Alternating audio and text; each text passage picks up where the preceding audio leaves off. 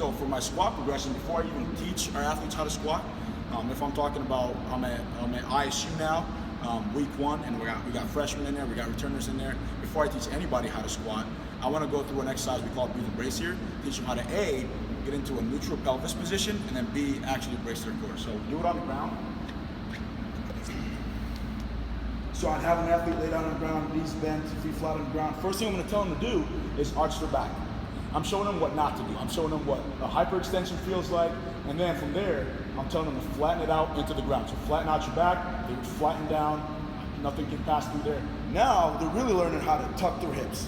Without having me having to say tuck their hips and them not know how to do it, now they're learning how to tuck their hips. So from here, I would say big breath in, fill it up, push it out. I would teach them, I would tell them to fill up their bellies and not their chest. We want to brace our core here. So they would take a big breath in, and then I would say exhale out, they would exhale out. So back still flat, it never arches again, right?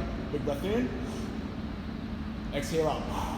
And they fill it up, they're pushing down into the ground, pushing up, pushing off to the side, getting their whole core tight. So if I'm teaching this, I'm trying to keep it basic, right? I say arch your backs, I say flatten it down, make sure they're all flat. I say big breath in, fill it up, push it out. Exhale out.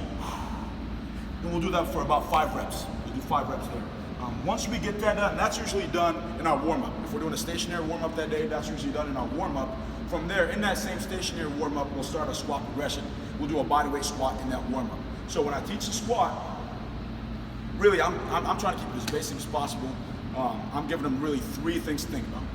After we set their feet, trying to get them outside their shoulders, toes slightly pointed out. I'm talking about get a big breath in. This is when they're going to refer back to breathe and brace. They're going to fill up their bellies, make sure their hips are tucked. So get a big breath in.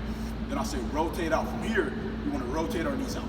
It's not this thing where we bend and push out, right? We want to rotate out from the hip, create that external rotation. They're going to feel their glutes working. So big breath in, rotate out, and then really all I say is bend. I don't say squat, I don't say sit, I don't push back. I just say bend. I want to see them sit straight down, right? And I'll say up, they stand up. So big breath in, rotate out, bend, and they want to stand up. Here we want to make sure the ankles aren't crashing in, and make sure that, and if they're crashing in, that means the knees are crashing in, we got a lot of problems. So first we check the ankles. When we rotate out, we want to make sure that the ankles are rotating out too, but the ankles are being set. Make sure the ankles are out there. We want to make sure the knees are continuing to rotate out as they squat, right? We don't stop rotating out. We continue to rotate out as we squat. And then if you watch me from the side, if you can move over, please. Watch me from the side. We want to make sure that we're not arching. We're not going into this deep flex, right? We want to keep that tension. We want to keep a neutral pelvis, and then stand up nice and strong. So once we teach this squat, and I just went in depth, but if I'm teaching it to an athlete, really I'm saying, okay, I'm teaching them big breath in, I'm teaching them rotate your knees out, I'm teaching them bend, and that's really all I'm teaching them. From there, I can work with them one-on-one, I can fix things as I see it, but I'm gonna try to keep it as basic as possible as I teach it. From there, moving on, so we got bodyweight squat, next up, goblet squat. So once we teach the squat, it's really easy from there. We're really just teaching them how to hold the bar, how to hold the dumbbell. So in a goblet squat, dumbbell, really showing them how to hold a goblet. From there, we tell them, hey, it's the same exact squat. We'll reiterate it too. So get your feet out, big breath in, rotate out, bend, stand up nice and strong. So we'll do that for as long as we need to. We'll check for, is technique going out the window? Are we starting to see things that we don't want to see with the back, with the pelvis, with the knees, with the ankles? If everything is good and they've done it a couple times now and we're taking the weight up, next up, front squat. So we'll go front rack. So we're right over here.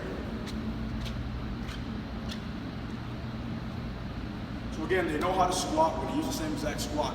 Now really we're teaching the front rack, which is really the most, or essentially the hardest part of the front squat. So we want them outside the shoulders. I use the thumb rule.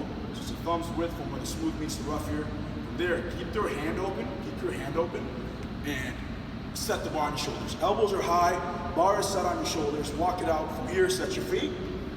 And guess what? Breathe, rotate, bend, right? Breathe, rotate out, bend, stand up nice and strong, right? Breathe, rotate out, bend, stand up nice and strong. So they know how to squat.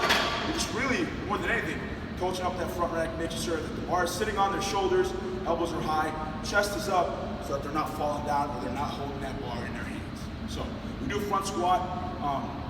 We do front squat for a little bit here, because really my thing is you have to earn the right to back squat. So we do front squat for a little bit. They earn that right. When we get there, now we're teaching the back rack, and now we want to go wider than our front rack position with our hands. So really, I like to first teach Ricky on the ring.